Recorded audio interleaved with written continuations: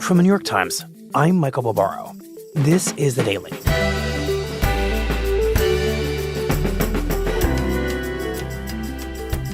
Of all the seismic changes that President Trump has made in his second term, perhaps the most overlooked and consequential is the speed with which he has upended 60 years of civil rights, much of it under the guise of attacking DEI. Today, Nikole Hannah-Jones on the end of an era and the growing fear of what a post-civil rights government will mean for Black Americans. It's Tuesday, October 21st. Nikole, before we get started, I want to reestablish your background for listeners who maybe haven't heard you on the show in a little bit. You are, I would argue, the preeminent authority on the subject of race and civil rights in this country, not just, I would say, at the New York Times, but in American journalism. You're the creator of the 1619 Project, for which you won a Pulitzer Prize in commentary. And so when we learned that you were looking into the Trump administration's big moves around DEI, that's their description of this, we were very eager to have this conversation with you. So thank you for making time for us. Well, maybe I would quibble with the preeminent expert, but thank you for having me on. And here, I want to begin with an admission on our part. We had been trying to wrap our arms around these decisions that the Trump administration was making when it comes to DEI for quite some time. Because I think it's fair to say it was easy to see the big moves they were making and how wide-ranging this effort was to root out anything, even mentioning the words diversity, equity, and inclusion. But it was harder to understand what all of it was driving at, what this larger framework was that this fit into. But that's exactly, as it happens, what you were trying to do. So where did your reporting begin? So my reporting began really immediately looking at the executive orders that Trump rolled out on his first, second, third day of office, and seeing that, despite him saying he was running on an economic campaign and securing his victory on the idea of economic anxiety, that his very early policies were racial policies. On his first day back in the Oval Office, Donald Trump signed an executive order ending diversity, equity, and inclusion programs in federal agencies. The president calls DEI programs illegal, immoral, and discriminatory. This is a big deal. Merit. Our country is going to be based on merit again. Can you believe it? They were targeting what he was broadly describing as DEI. Mm-hmm.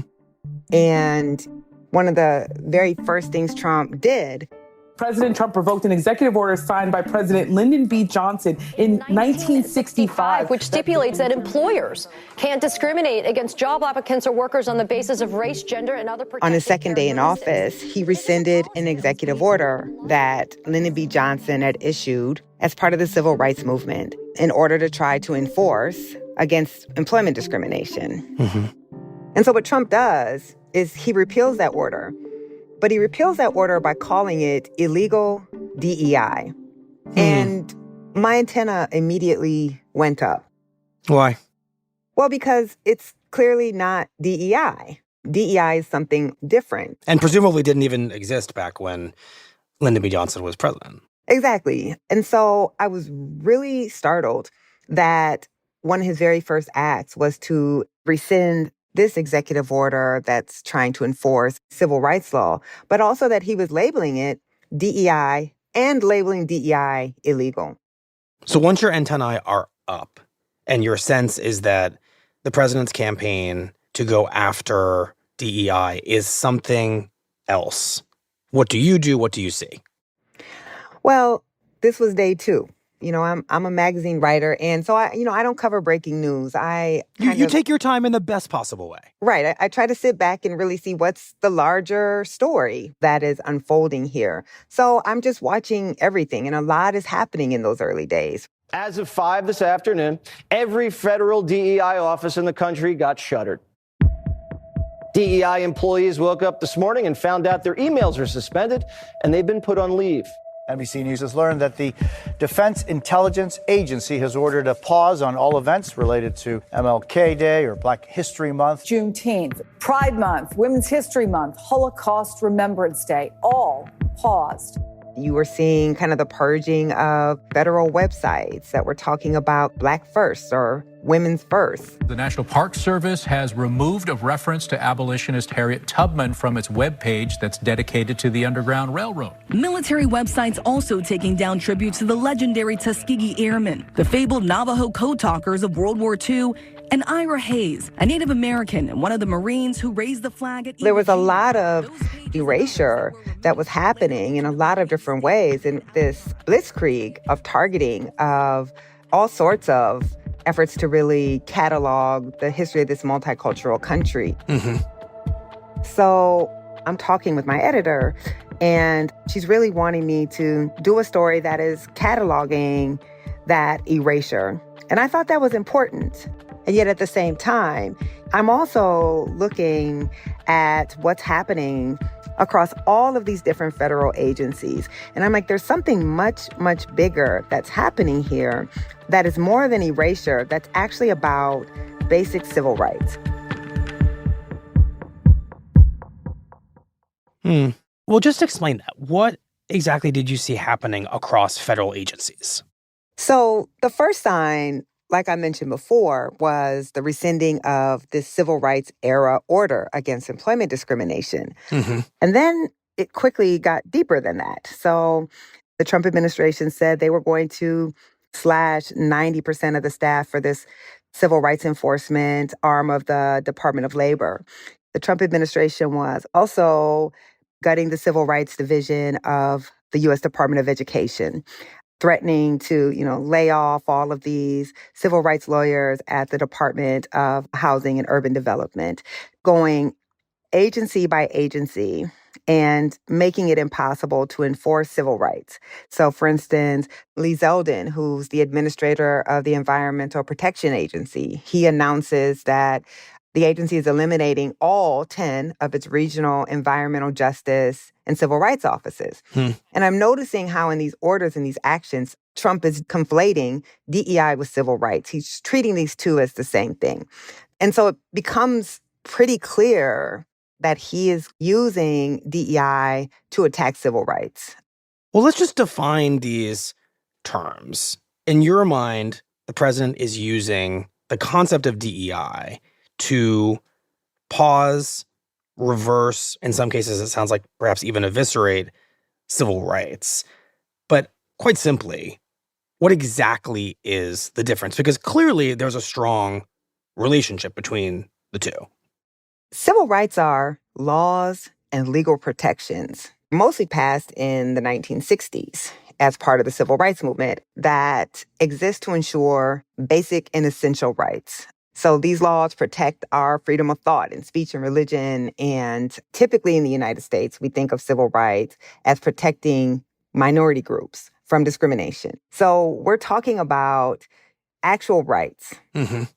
Diversity, equity, and inclusion as an ideology, it arises out of civil rights and the protections that civil rights ensure, but they aren't the same things. We don't really see what we today know as DEI until 2010 or so. And you don't see the proliferation of DEI across nearly every American institution until after 2020 with the murder of George Floyd and the racial reckoning. What we typically think of today as DEI, it doesn't have a single definition. So DEI could be that corporate training that you had to go through about privilege and how race works. It could be a training about gender, or it could be programs to try to make workspaces more inclusive of people of color or other marginalized groups. It could be really just about anything. And that's a little squishier, obviously, than civil rights. And look, I myself was a critic of DEI because I felt so much of it was performative, that You had companies where you could look at their hiring track record. What percentage of Black people do you employ in management? And yet they're putting out these statements and hiring DEI officers who would have no budget and no power, and yet had this very public position. Some of it became virtue signaling. Yes, there was a lot of that. And so, a lot of people probably roll their eyes at DEI. That's where we are in this country. And so weren't really realizing that something much, much more essential and dangerous was happening. But I was seeing kind of agency by agency, this entire civil rights infrastructure that had been set up over decades being dismantled. And that was happening at a pace and a rate and a sophistication that we had not seen before. Well, Nikole, I just want to linger on that idea for a moment. How exactly could it be possible that what begins as a dismantling of DEI somehow becomes the dismantling of civil rights itself? Because so many of the civil rights in this country come from constitutional amendments, come from laws like the Civil Rights Act of 1964 that would seem to make them not at all easy to roll back or dismantle in the first place. So just explain that. Well, laws are not self-enforcing, right? This is why you have laws against murder and robbery, but you still have a police department that has to go out and enforce the law. Mm-hmm. And so that's the same thing with federal agencies. Most people I've found are actually surprised that every major federal agency actually has a civil rights enforcement division within that agency. And there's a reason for that. The federal government touches every aspect of American lives, and it is actually the greatest tool, therefore, of enforcing civil rights law because, all types of private contractors engage with the federal government, our public benefits, all of these institutions. And so out of the 1964 Civil Rights Act, we see this growth of civil rights offices within the various divisions to ensure that any community that the federal government was engaging with was going to have robust civil rights enforcement. So why does that matter so much at the federal level? We have to understand, the reason we even needed federal civil rights laws was because in some states, the state was actively discriminating against Black Americans. They had segregation laws and segregation mandates. And so on a state-by-state basis, Black Americans often could not go to their government to get relief from discrimination, not their local government, not their state government. So the federal government had to step in really historically, going all the way back to the end of slavery, to ensure that Black Americans' rights were being enforced across the country. So the Social Security Department has a civil rights division, or at least it did. And that was because Black Americans actually face discrimination in trying to obtain their Social Security benefits. The Veterans Administration, it's been shown that Black Americans face discrimination in trying to access their veterans benefits. So there's a civil rights division in that agency, or at least there was. And so the idea is that if you're going to your local Social Security office and saying, I'm here to get my check, and the local office said, no, I'm not giving you your Social Security check, then that could be appealed to the Civil Rights Division of the Social Security Administration, who would then redress it. Right. And so this is true across all of these different federal agencies. And we tend to think of, and of course I talk about civil rights often through the frame of Black Americans, but these rights protect all Americans. And so it's been very critical for women, for people who come from foreign countries, for people who come from a, minority religion, for people who are disabled, to be able to have their rights that exist on paper vindicated. And so to have those agencies either fully dismantled or crippled, it sends a signal that there's going to be very little civil rights enforcement. Right. And from what you're saying, without the federal infrastructure of enforcing civil rights law, those civil rights laws, in a certain sense, cease to do what they're intended to do. Yes, absolutely. I think we look back on that period of the civil rights movement in kind of gauzy ways. We forget what it took to actually get those rights in this country, that Black Americans were fighting for, 80 years to get those rights, that this was a bloody and deadly fight. There were political assassinations, there were lynchings, that these rights had been violently suppressed. And we tend to tell the story that once those rights were achieved, then all of that anger and hatred and belief that Black Americans should stay in their place, that it just dissipated overnight with the signing of these laws. It didn't. Mm-hmm. That was ingrained in our society. And so almost immediately after the passage of those civil rights laws of the 1960s, we see a backlash. We're soliciting opinions on the Civil Rights Bill. Would you like to give us yours?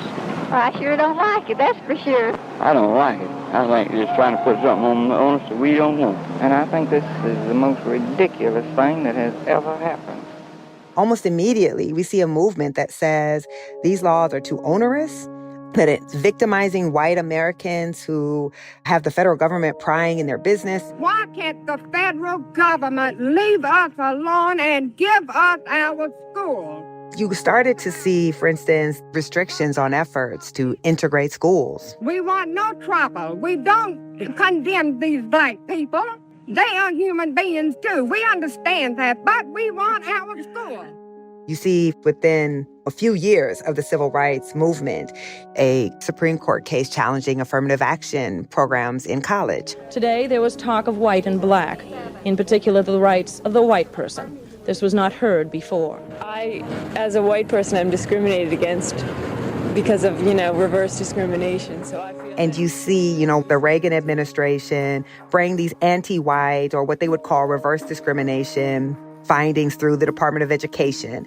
And that just only gains momentum when George Bush took over. So this has long been a pattern. I mean, some folks wanted to overturn the 1964 Civil Rights Act. There wasn't a political will to do that, but you could defang it. So we see over time the steady chipping away of the ability to use civil rights law to affirmatively remedy years of racial discrimination.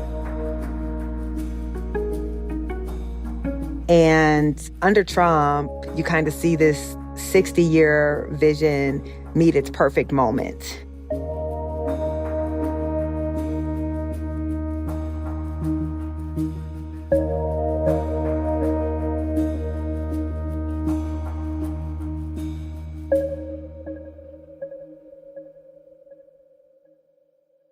We'll be right back.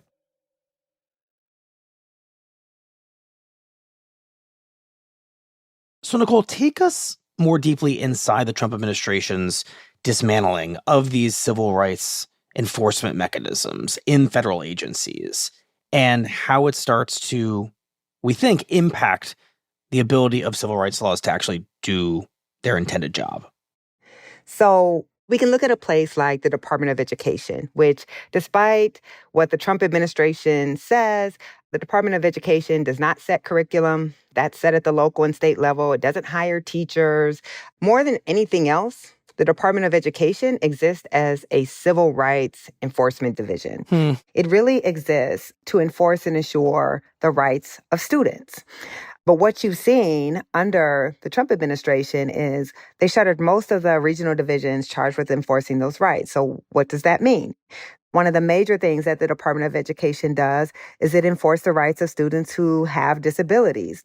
Students with disabilities are supposed to receive special services, but those services are often very expensive. And so sometimes school districts won't provide them. The Department of Education Civil Rights Division will ensure that students, if they have a complaint, if they're not receiving the services that they are entitled to, that those districts comply. And also, they enforce the law for English language learners who have a right to an appropriate education. They enforce equal access to sports under Title IX. And then they also enforce against all of the racial disparities that Black and other students face really across every level of education. So when you see these efforts to dismantle the Department of Education, which is what the Trump administration has said, is he really wants to shutter the entire Department of Education, what they're really shuttering is the ability to enforce civil rights law across America's schools. And as you said earlier, when that federal enforcement goes away, then any complaint any lawsuit, any objection really falls back to the local school district, which, for a variety of reasons, may not have much of an incentive to do anything. Exactly, because if your local and state government are the actors who are committing the discrimination, where do you go? Now, really, the only avenue for redress that people would have would be to pay a private lawyer or to find a civil rights organization who might represent them. And so, where we once had the full weight and power of the federal government has gutted nearly all the offices that will enforce the law. Okay, take us inside, if you could, another agency where we are seeing this dismantling of civil rights enforcement. There's probably nowhere where this gutting is more profoundly troubling than what's happening at the Department of Justice. So, of course, the Department of Justice is this nation's most foundational law enforcement agency. And in fact, the Civil Rights Division at the Department of Justice is considered kind of the crown jewel of civil rights enforcement in the country. It was created by the Civil Rights Act of 1957 precisely to protect the voting rights of Black citizens and to prosecute crimes that were being committed against civil rights workers. But now, under the Trump administration, if you look at what that Civil Rights Division has actually done, it's moved to dismiss voting rights cases and civil rights cases involving police departments under the guise of enforcing Trump's anti-DEI mandate. So, for instance, the Justice Department walked away from overseeing the Louisville Police Department. And that oversight had been initiated by the Biden administration following the killing of Breonna Taylor. The Justice Department instead is going to actually target organizations and institutions in this country for trying to integrate and comply with the affirmative action mandates of the civil rights law. On what basis? Well, on the basis that these efforts are anti-white, that they are racially discriminatory against white Americans. So on top of dismantling much of the enforcement capacity across all these agencies, what you're pointing to is a change in who the administration is fighting for, who it sees as the victims of discrimination. Exactly. So you see this when, for instance, the Department of Justice moves to dismiss this landmark civil rights lawsuit against this chemical company that was emitting so many pollutants into this poor Black community in Louisiana's Cancer Alley, that community faced the highest cancer risk in the whole country. Wow. But the administration sought to dismiss that case because they said that it wasn't the Black community that was being victimized, but that it was the company that was being discriminated against. And we're seeing again and again through their language and their actions, they are constantly focusing on what they consider to be anti-white discrimination. And I think it's important to say, trying to actually redefine white people as the primary victims of racism and discrimination in the United States. That's not backed up by any of the data we know, even self-reporting amongst white Americans. Well, if that's the case, is it possible that we don't end up in this situation, Nikole, if not for DEI? Would the Trump administration be able to do what it is now doing as quickly and as thoroughly as it's doing it, if not for the birth of, the expansion of, the institutionalization of diversity, equity, and inclusion, this mushier thing that I don't see you assigning anywhere near as much importance to as the traditional civil rights law and infrastructure? I mean, Michael, that's hard to say. I don't know that even without those DEI efforts, we wouldn't have arrived here anyway. Because, of course, we have been on this trajectory for 60 years. But I certainly think that in terms of a propaganda tool, DEI and the co-opting of that term has been very useful. And I don't think that all of the organizations that kind of engaged in this performative DEI have done civil rights any favors.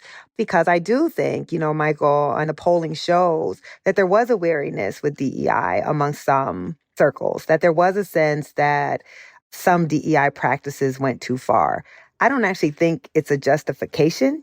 I don't think that some training you had to sit through that you didn't like, or some person who put something on a website that you took offense to can justify kind of where we are. But I do think it dampened opposition to settled civil rights law and enforcement being undone. I'm glad you used that word, dampen opposition, because that seems like something we should talk about. Trump's message is not just finding an audience with Republicans in the United States, it would seem. There's not very much pushback, you could contend, from Democrats either. And that would perhaps suggest that the problem, as you see it, is not viewed in a bipartisan way as a problem. I think that is true to a degree. Polling shows that the majority of Republicans see efforts to ameliorate racism as making life more difficult for white Americans, that they tend to see racism against Black Americans as a major problem, but of the past, and that now white Americans are suffering from racism more than any other group.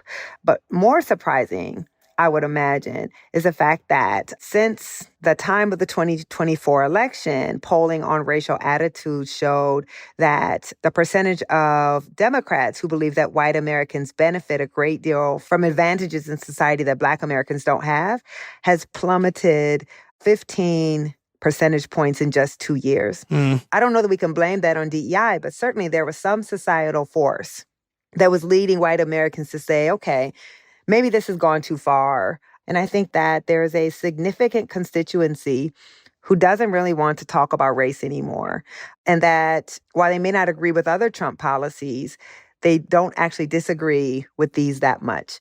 I mean, let's just ask this plainly. Is, for all the reasons we're talking about, the dismantling of the structures, as well as the polling and the public opinion that seems to not be all that opposed to it, does that amount to the modern era of civil rights for Black Americans specifically now being over? Unfortunately, that's what it feels like. Because I think that we are on the cusp of an America that no one our age, Michael, has ever lived in before. I mean, this is where I think history really matters. Explain that. This country has experienced another period where Black Americans gained all of these rights, and those rights would remain on paper, but they would lose any ability to actually access them. And that period was called the Nadir. It was named so by a historian by the name of Rayford Logan. He named it the Nadir because Nadir means a low point. This was the period after Reconstruction. Reconstruction was really about ensuring that people who had been enslaved will now be able to access full citizenship in this country. So we passed the 13th Amendment, which ends slavery, the 14th Amendment, which for the first time puts equal protection in the Constitution. No matter your race, the law has to treat you the same. It's also what gives us birthright citizenship. And we get the 15th Amendment, which ensures that you cannot be denied the right to vote based on your race. This is a period of time where the nation passes its first civil rights law, the 1866 Civil Rights Act, and that's followed by the 1875 Civil Rights Act. It's this remarkable period because literally just a few years out of slavery, you have Black men who had been enslaved who are now serving in Congress. They're in the Senate. They're in the House of Representatives. We have an integrated university in South Carolina. There's integrated public schools in Louisiana. And you see this broad expansion of Black rights. And it probably seemed at that moment that progress was inevitable. But it wasn't. There was a tremendous backlash. You start to see efforts to make it harder for Black Americans to vote. So that's where we get the grandfather clauses and the poll taxes and the literacy test. Pretty soon, there are no Black people left in Congress.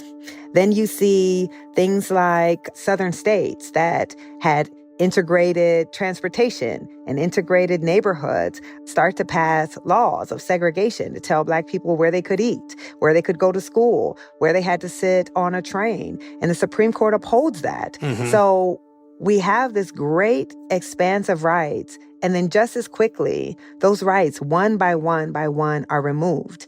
So we know that this country is capable of doing that. Mm.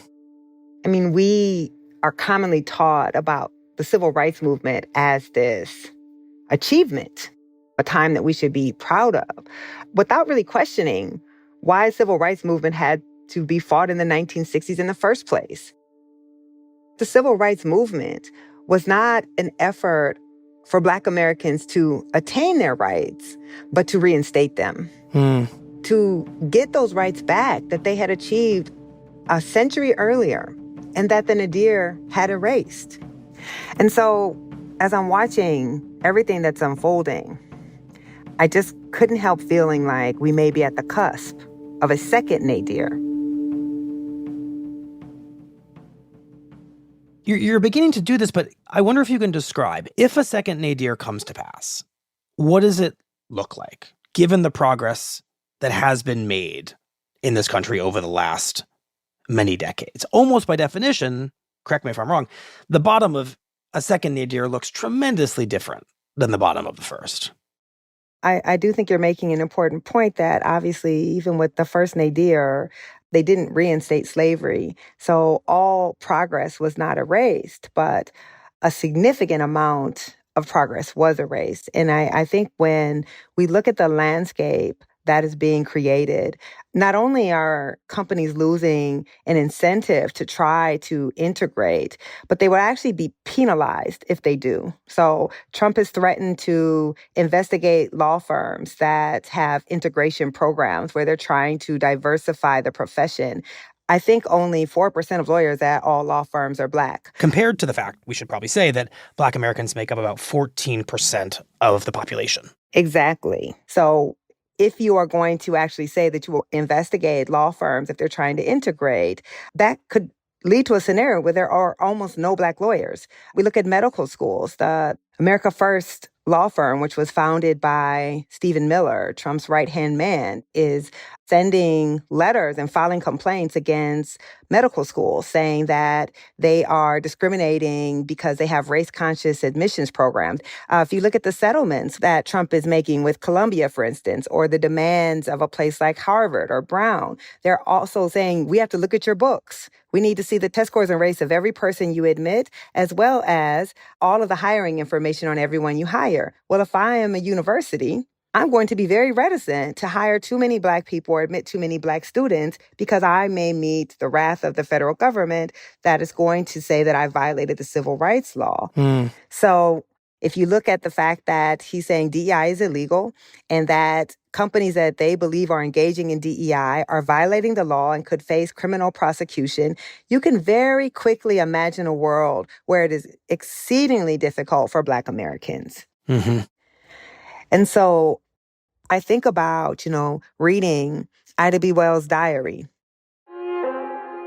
Ida B. Wells, of course, the great journalist and civil rights activist who was born right at the period of emancipation. And she is witnessing having experienced all of these rights and this vast expansion of possibility for Black Americans, and then slowly watches as those rights are being taken away one by one by one. And if we look at that timeline, Black Americans would not regain full access to the ballot for nearly a century.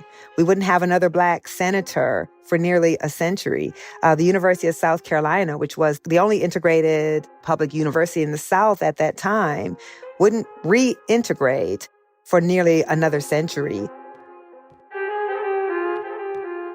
So I don't know exactly what's going to happen, but what I'm saying is all of the ingredients to once again see a disappearing of Black Americans from elite institutions, from prominent jobs and professions, and even from the halls of Congress, it is possible in this moment. I don't know if it will happen, but all the ingredients are there, and that is very frightening to me. Because again, I and you, Michael, have never lived in that America. But what we do know is that we can live in that America again.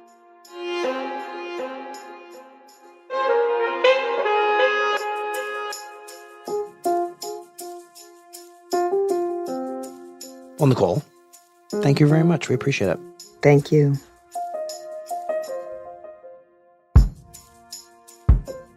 A new analysis shows just how much Black officials have begun to disappear from the most senior ranks of the federal government in President Trump's second term. Of Trump's 98 Senate-confirmed appointments during the first 200 days of the second term, just 2% were Black. By contrast, during the same period, Black officials accounted for 21% of the Senate-confirmed nominees under President Biden, 13% under President Obama, and 8% under President George W. Bush. At the same time, Black representation in Congress could soon decline as well. During arguments last week, the Supreme Court appeared poised to roll back a key provision of the Voting Rights Act of 1965, a landmark civil rights law that allowed race to be used as a factor in drawing election maps. If that provision is rolled back, Republicans are expected to respond by eliminating most of the majority Black House districts across the South.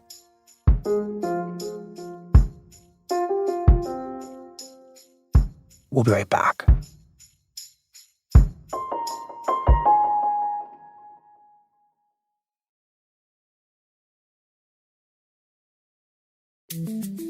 Here's what else you need to know today. A federal appeals court has ruled that President Trump can proceed with his plan to deploy the National Guard to Portland, Oregon, over the objections of local and state officials who say it's both unnecessary and illegal. A lower court judge had previously blocked the deployment, finding that Trump's claims that Portland was experiencing violent civil unrest was overblown. But Monday's ruling put greater stock in Trump's claims, finding that protests in Portland represent a genuine threat to federal officials and to a federal building there. And in a series of text messages obtained by Politico, President Trump's nominee to lead a federal agency used a racist slur to describe holidays that honor Black Americans, declared that people from China and India cannot be trusted, and confessed to having what he called a, quote, Nazi streak in me from time to time. The nominee, Paul Ingrassia, is Trump's choice to run the Office of Special Counsel, which investigates federal whistleblower complaints and claims of discrimination. But by Monday night, several Republican senators expressed doubts about Ingrassia's nomination, including Senate Majority Leader John Thune. Today's episode was produced by Sydney Harper, Stella Tan, and Lindsay Garrison, with help from Asta Chaturvedi. It was edited by Patricia Willens and Michael Benoit, fact-checked by Susan Lee, contains music by Dan Powell, Diane Wong, and Pat McCusker, and was engineered by Chris Wood.